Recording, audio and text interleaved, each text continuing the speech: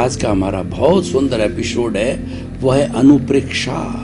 जैसा मैंने बताया कि अनुप्रेक्षा प्रेक्षा ध्यान पद्धति जो योग की एक पद्धति है, साइंटिफिक पद्धति है, वेल एस्टेब्लिश्ड है, वेल रिकॉग्नाइज्ड है और ये वेल मेंटेन्ड है, क्योंकि ये प्योरली साइंस पर आधारित है। उसका एक चरण है, अंतिम चरण है अनुप्रेक्षा, 8वां चरण। यह भी एक पतंजलि की तरह अष्टांग योग है, इसके भी 8 चरण है। अंतिम चरण है अनुप्रेक्षा।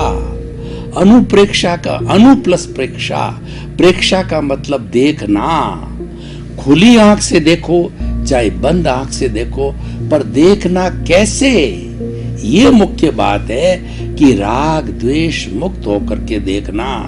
खुली आंख हो तो आपके सामने कोई भी व्यक्ति या वस्तु दिखाई देवे तो उस पे प्रियता अप्रियता मत करो, उसको अच्छा बुरा लाइक डिसलाइक मत कहो, उसको संभाव से देखो कि वह जैसी है वैसी उसको देखना है। और भगवान ने तो इस दुनिया के अंदर एक भी रेत का कण जो है वो खराब नहीं बनाया, अनुपयोगी नहीं बनाया। हर रेत का एक एक कण उपयोगी है। तो उसके अंदर उसको गंदा कौन करता है, उसको गलत कौन बनाता है, गलत कौन साबित करता है, उसको गलत करने वाला राग द्वेष है। इसीलिए जो प्रेक्षा ध्यान पद्धति ये साइंटिफिक और इतनी वेल एस्टेब्लिश और इतनी वेल रिकॉग्नाइज्ड क्यों है, इसका बेस बहुत मजबूत है। कैसे मजबूत है? राग द्वेष को ये अलग रखवाती है। प्रेक्षा ध्यान का प्रयोग करने के लिए जिस कक्ष के अंदर हम घुसते हैं तो वो राग द्वेष, जैसे मोबाइल को बाहर रखाया जाता है, शोर करने वाली कोई चीज को बाहर रखाया जाता है, तो डिस्टर्ब करने वाली राग द्वेष विचारधारा को बाहर छोड़ दिया जाता है। भीतर अलाउड नहीं है, नो प्लेस फॉर दी राग और द्वेष। तो भाई और बहनों, अनु का मतलब होता है बार बार, प्रेक्षा का मतलब देखना, बार बार राग द्वेष मुक्त होकर के देखना। एक जो हमने प्रयोग किया है उस प्रयोग को बार बार करना। बार बार क्यों किया जाता है? आप देखो कि कितने आचार्य लोग और कितने साधु सन्यासी और कितने महात्मा लोग हमको उपदेश देते हैं। और माँ सबसे प्रथम पाठशाला है। माँ हमको कितना शिक्षा देती है, पिता हमको कितना शिक्षा देता है, शिक्षक हमको कितना शिक्षा देता है, गुरु हमको कितना शिक्षा देता है, हर बड़ा व्यक्ति सीनियर सिटीजन हमको शिक्षा देता है। इतनी आवश्यकता क्यों है?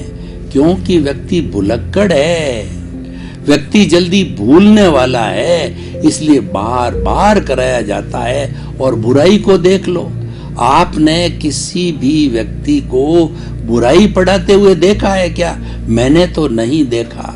बुराई का पाठ पढ़ाया नहीं जाता है। बुराई का पाठ तो हम पीछे से साथ में लेके आते हैं। पुरुषार्थ भलाई के पाठ के लिए करना पड़ता है, पुरुषार्थ गुण के लिए करना पड़ता है।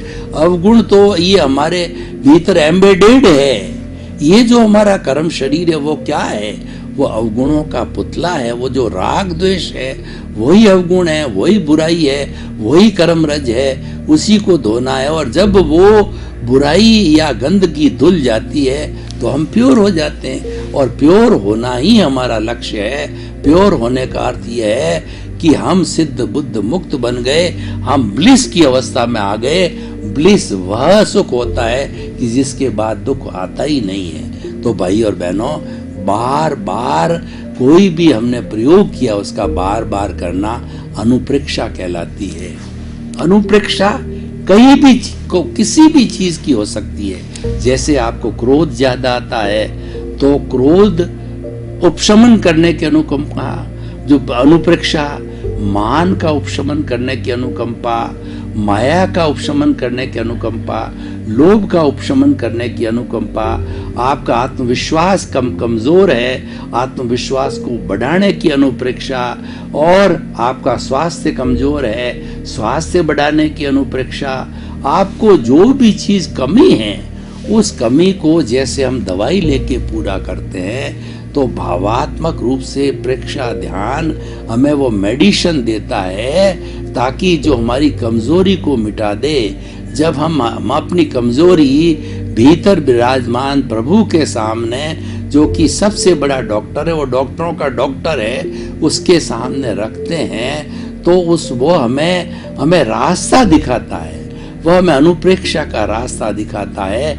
उस रास्ते पर चल करके उस कमी को, उस गैर स्वास्थ्य को हम ठीक कर पाते हैं। इसी का नाम अनुप्रेक्षा है। तो आज हम कुछ अनुप्रेक्षाएं करेंगे।